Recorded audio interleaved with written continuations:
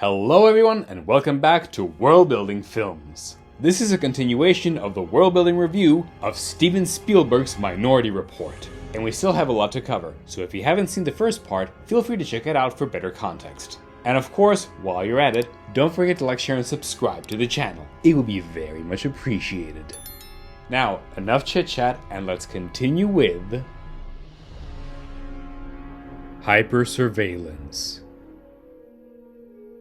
So, having discussed both the book and the film, it's time we focused on the Spielberg adaptation. Because, for all the brilliant concepts and ideas that the original Philip K. Dick story has to offer, the film toys with an extra layer of complexity. And that is, the amount and ethics of mass surveillance in this world.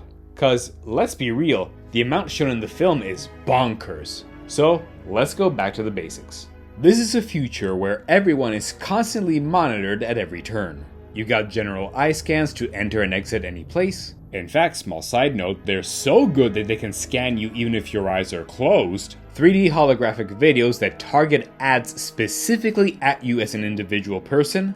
John Anderson, you could use a Guinness right about now.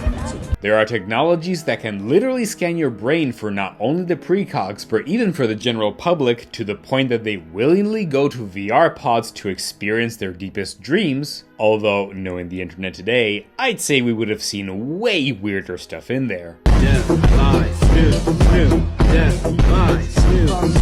They got spider bots to legally enter your homes and check on people and just... yeah, it's a lot.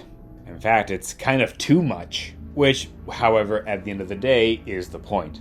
In fact, small side note, the film could have even played with the idea of tricking the population into thinking some areas are safe, when instead they're not. For example, people could think that the magnetic cars are safe from surveillance, but it's actually just a facade into reassuring people. Because otherwise, why would they choose to have what are essentially these mini private buses, regardless if they're private or not, when they have subways as well? And you might think it's because it gives them a sense of control to drive. But no, cause regular cars are still a real thing if they want that. So it could be very ironic if these things were just another trick for the general populace. A trick that maybe Anderton would have tried to sabotage from the inside though when he escaped precrime. But whatever.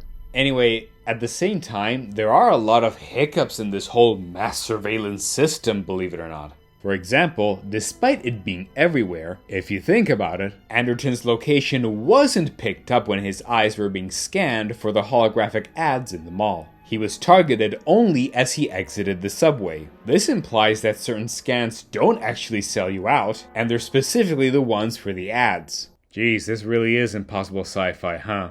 And you might think I'm just being cheeky, but really think this through.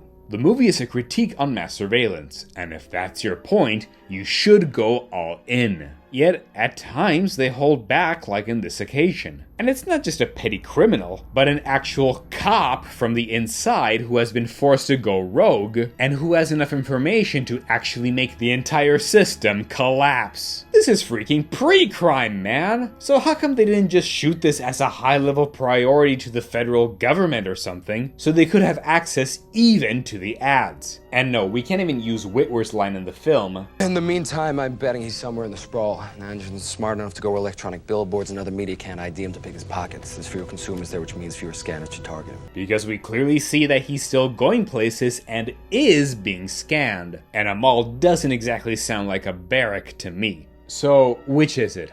Is it a critique of mass surveillance everywhere or not? Cause this right here is quite a hole in your message, especially when we're shown people are so desperate that they have to remove or replace their own eyes just to have privacy. Unless there's actually something more complex happening behind the scenes. Do you remember how in the previous part I mentioned that in the original story by Philip K. Dick, humans aren't even using electricity anymore, but are actually using some kind of energy called atron that is powering all their appliances? Well, like I said there too, it doesn't clarify anything beyond that. It's just this new undefined kind of energy source.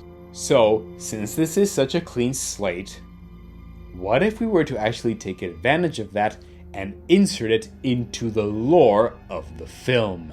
I propose that several years prior to 2054, humanity has indeed achieved some kind of new alternate energy source. More specifically, it's a type of energy that can give way more power than electricity.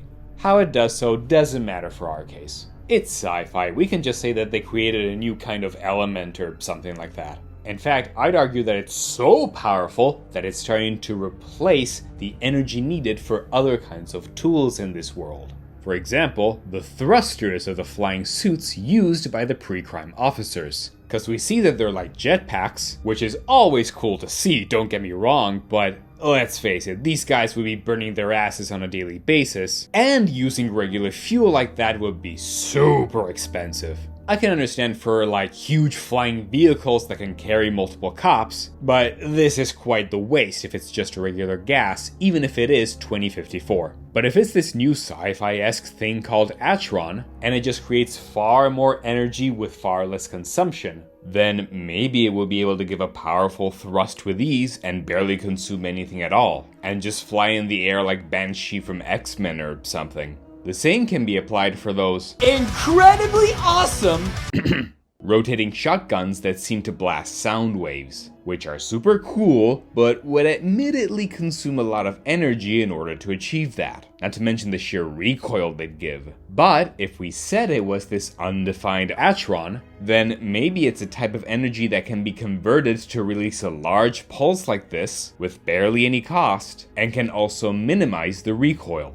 Yes, I get it. I'm treating this like it's basically magic. I know. But think about it.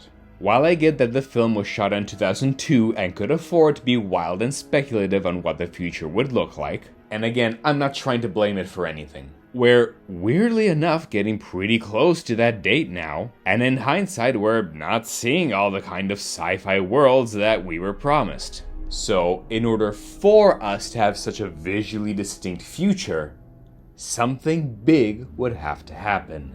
We need to introduce some kind of energy source that would completely uproot and change the world as we know it. So, this Atron, even if unexplained, might fit the bill. In fact, we can say that many wars were fought in the previous years just so every country in the world would have access to it, which in turn could have made governments tense and created this future of hyper-surveillance everywhere, and also caused a lot of stress for a lot of people. So much so, a great amount of the general populace would need some relief, and have an extra reason to get hooked on heroin, which in turn was what eventually gave birth to the precogs in the first place.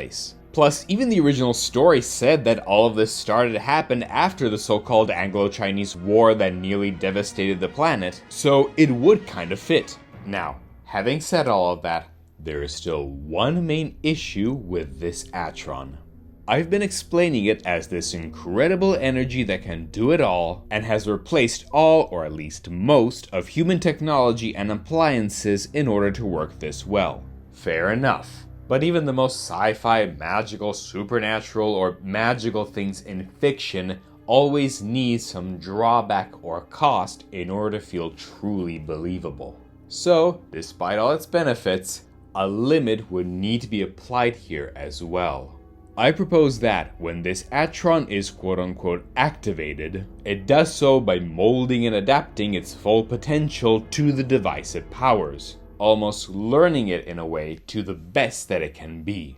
Hell, maybe to the point that it almost gives the impression of a semi-sentience, and is what powers the AI of precrime spider bots. But once it's done, it solidifies and becomes permanently like this and can't be changed afterwards. In a way, you can think of it like an energy equivalent of adamantium, flexible and adjustable while kept boiling, but when it cools down, it's indestructible.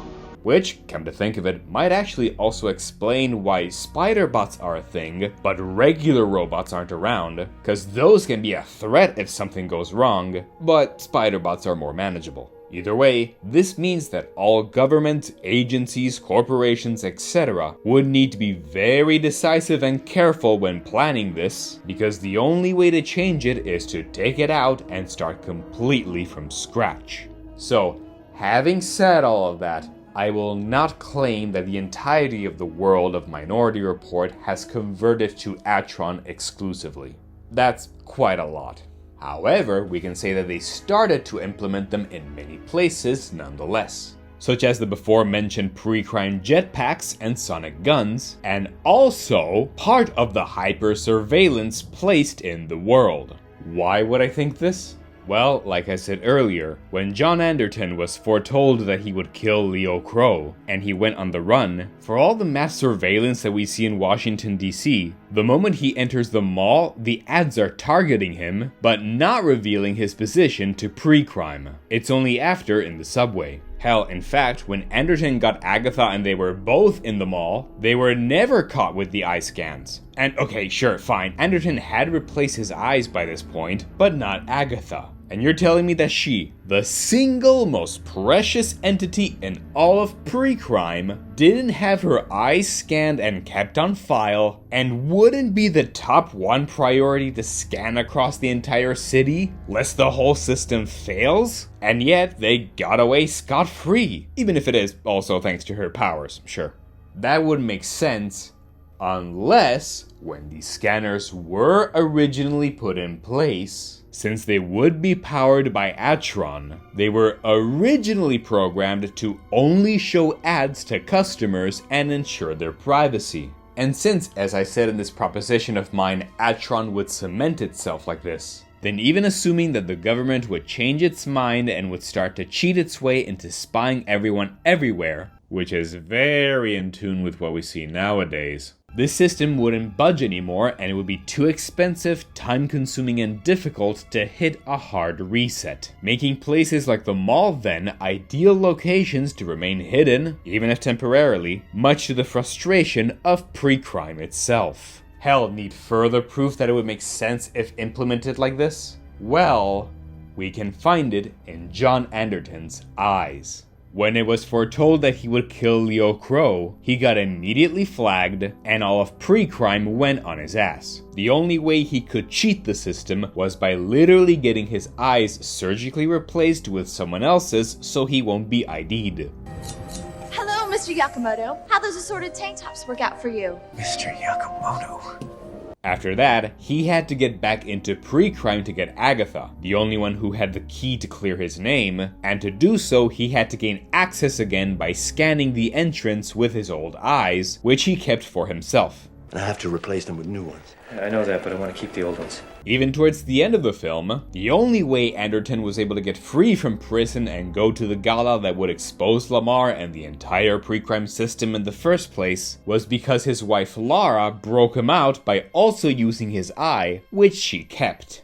Do you see the problem with this? If John Anderton was accused of future murder, why would precrime still keep his eye scans on record to the point that he'd have full access of the entire damn building, even after he's been caught and has murdered Leo Crow? Anderton would have never won at the end of the day and exposed precrime with the Minority Reports, because precrime should have wiped his ID from the records. And even if for some absurd reason the cops at precrime couldn't change it, how come they couldn't straight up call the US government and say this was a code red where they needed them to reset this information from the top level?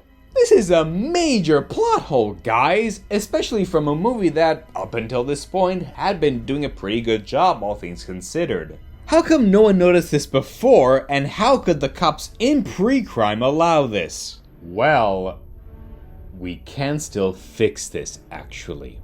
Because if we say that in this world Atron is being used everywhere, perhaps it's also what's powering most, if not all, of precrime itself. A police force that needs to be at its maximum capability, to the point that even their vehicles and gadgets and more need to use it if they want to prove to the world that precrime is actually effective. But in exchange, this means that in order to use this Atron, they also had to abide by its limitation, and accept that once it's set up, they can't change or undo it anymore. Not even the federal government can change this flaw, or at least certainly not in time. It might bite them in the ass one day, but being cops, abiding by the law is what they're supposed to do anyway, no matter how personal it gets, so it's something that they would have to accept in order to prove this experiment right, especially someone as Machiavellian as Lamar. And look,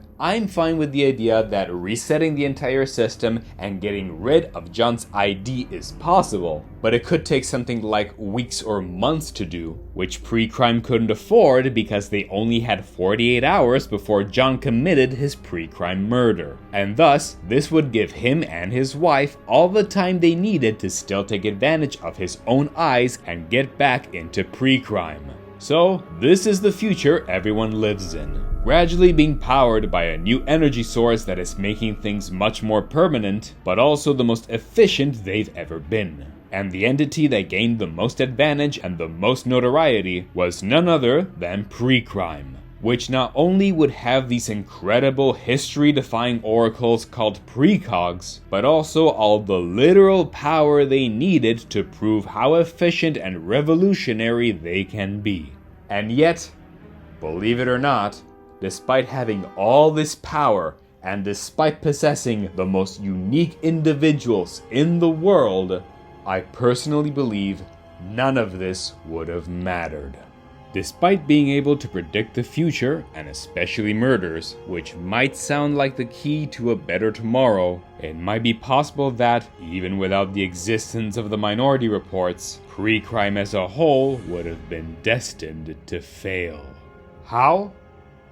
Well, if you want to find out, you'll have to join me at the next video on this series of the Worldbuilding review of Steven Spielberg's Minority Report, where we will explore all the possible ways precrime could have caused way more trouble than they realized. So stay tuned, don't forget to like, share, and subscribe to the channel. Let me know in the comments down below if you can predict what will happen. Follow me on Instagram, join my Discord server, and if you want to help support this channel, join my Patreon, all three of which are linked down below.